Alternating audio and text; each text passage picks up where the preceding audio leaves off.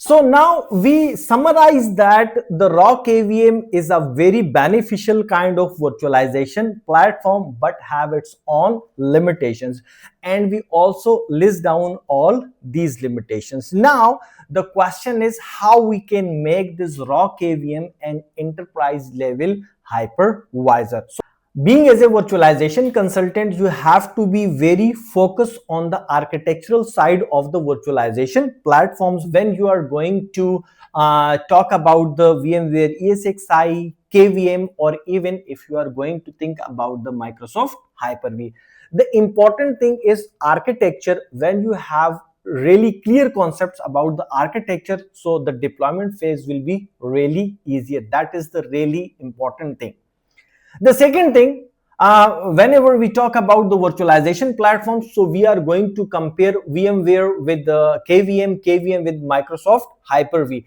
But every hypervisor has its own benefits and has its own drawback. In this episode, we are going to discover all kinds of enterprise level features regarding the KVM and other virtualization platforms, and we will also discuss about the drawbacks as well. Hello and welcome to all of you on my productive and skill oriented training platform. So whenever we think about the enterprise level virtualization platform, so we are directly going with the comparison of VMware ESXi with Microsoft Hyper-V, or Microsoft Hyper-V comparison with the KVM, or you can say vice versa. But the important thing is that you have to understand about the architecture first. Whenever we talk about the KVM architecture, so we must understand the three major components or three major realities about the KVM.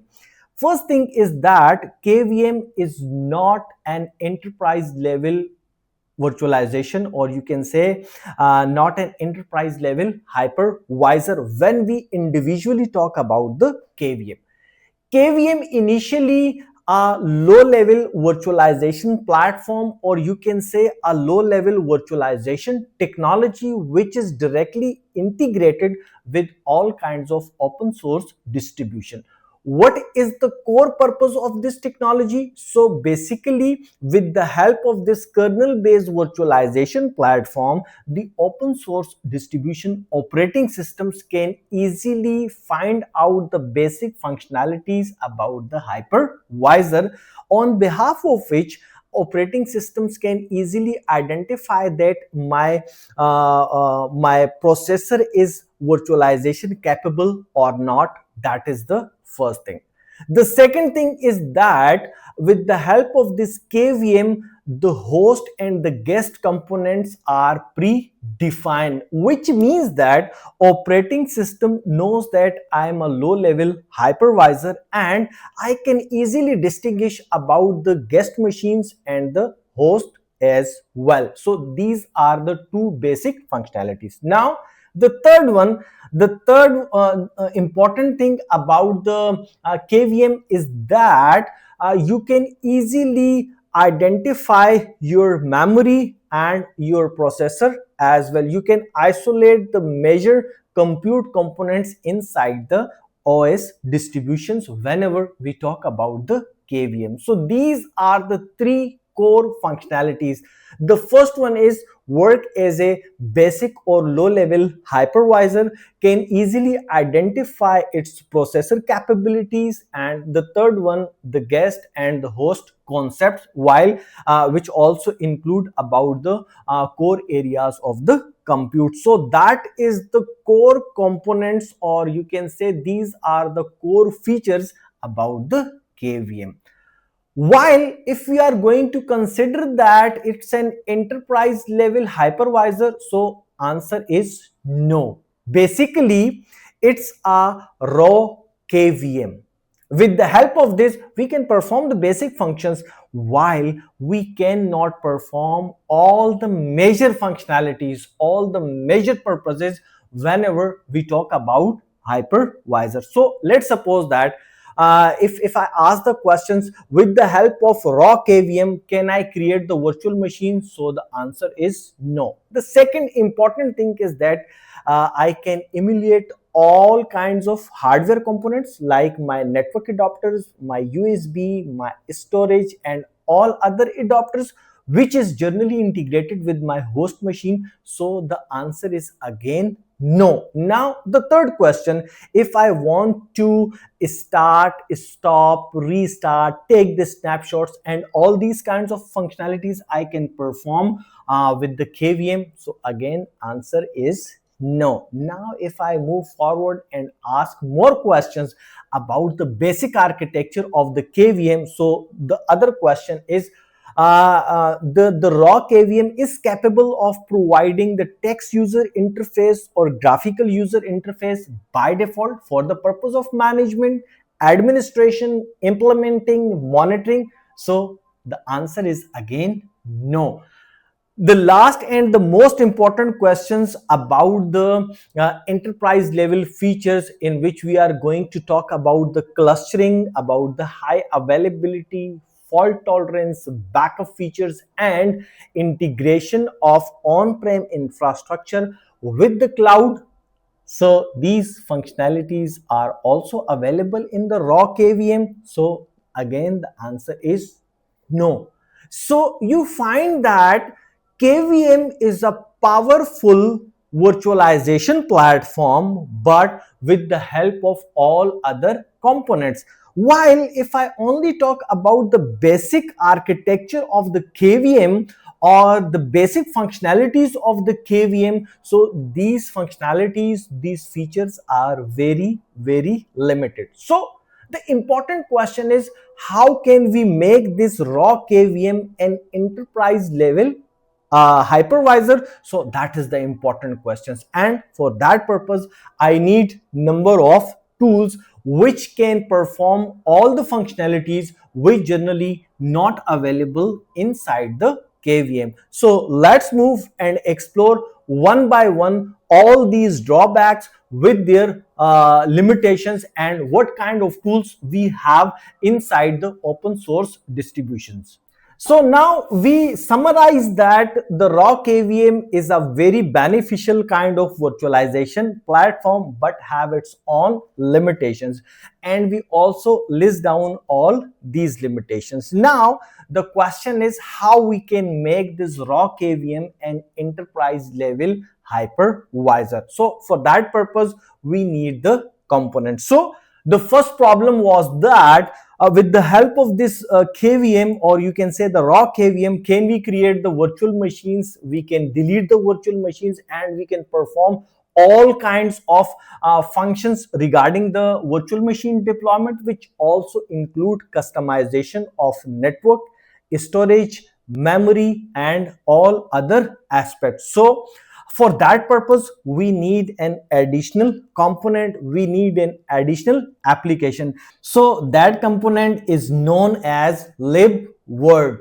Well, when we add the Libvirt, so we can get all the functionalities which we generally require to handle all the functionalities regarding the virtual machines. We can start, stop, restart, snapshots, customization, and all the functionalities which we generally require for any kind of enterprise level hypervisor. So all these functionalities will be provided by Libvirt. So at level 1, we are going to integrate this Libvirt component with the raw KVM. So the missing functionality will be automatically added with this enterprise level hypervisor. Now let's move with the next component which is required to make this raw, or you can say a low level hypervisor to become a enterprise level hypervisor. So the next component is QEMU. QEMU. So what is the core functionality of the QEMU? It's really interesting. Basically, when we talk about the emulation of hardware components, which include your network adapters, your storage adapters, your USB, and all other adapters which generally exist inside the host machine, so we need a kind of application which can communicate with all these adapters, with all these hardwares, including the storage as well. So basically, raw KVM is not capable to directly communicate with all these kinds of components. So for that purpose, we are going to add QEMU inside the KVM. When this component is added with the KVM, so now KVM is capable to talk with all kinds of hardware components which generally exist in any host machines. It might be on the platform of Dell, HP, Lenovo, IBM, or any other hardware vendor. So the two major problems right now we solved when we add two major components with this low level hypervisor. So let's move with the third one. Now the third important problem is about the management of hypervisor and the virtual machines as well, which generally cover inside the VM lifecycle and the hypervisor host management. So for that purpose, we have two options. The first one is command line interface, where we need a kind of tool which contain lots of commands, and on the behalf of those commands we can perform all these kinds of functionalities. And the second and more user friendly option is the GUI, which we can say that the graphical user interface, where user have a one single window for the purpose of all kinds of implementation, management, monitoring, diagnosis, troubleshooting, that kind of stuff. So now we have two major applications. The first one is Virt Manager and the second one is Virsh, VIRSH. So these two applications now going to be integrated with the raw KVM. So with the help of these two applications, the raw KVM will be capable of doing all kinds of management and administrative functionalities regarding the host machine and the virtual machines as well. So we cover three major components. Now we need to move forward and see what kind of other tools available to make this raw KVM a kind of enterprise level hypervisor. Now the important thing is, when we talk about any kind of enterprise level data center, so we need a kind of hypervisor which have all kinds of functionalities which can easily handle all kinds of enterprise level requirements. And when we talk about the enterprise level hypervisor, so we need fault tolerance, high availability, clustering, integration, the backup options, and integration with the cloud platforms as well. So all these kinds of functionalities also not available with the raw KVM.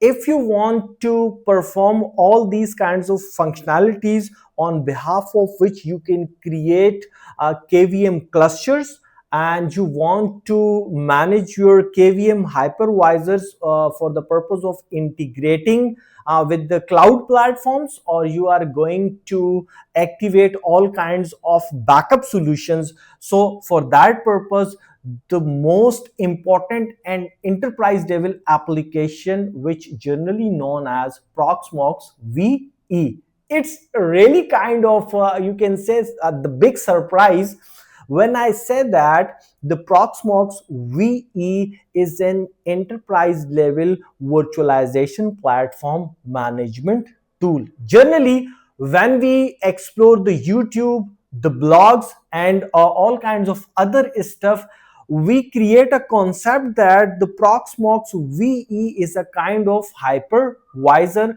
but it's not true. Basically, the core functionalities of the proxmox VE to create clustering platform on the host machines of the KVM also enable the high availability, fault tolerance, load balancing, provide advanced level management of the storage media, and all kinds of functionalities related with the backups and integration with the cloud platform. So these all core functionalities integrated inside this proxmox VE. So now it's our responsibility to integrate our raw KVM with this enterprise level management application. Now when this last application added to the raw KVM, so now with the help of all these tools, with the help of all these applications, or you can say in more simple words, with the compound effect of all these applications, now this low level hypervisor will become an enterprise level hypervisor. So as I said at the start of this session, every hypervisor has its own benefits and also has its own limitations. So we find both the limitations and we also propose the required solutions or the required apps which directly support the KVM. If you have any questions, if you have any comments, so feel free to comment in the comment sections and also write us on our email address as well. Thank you very much.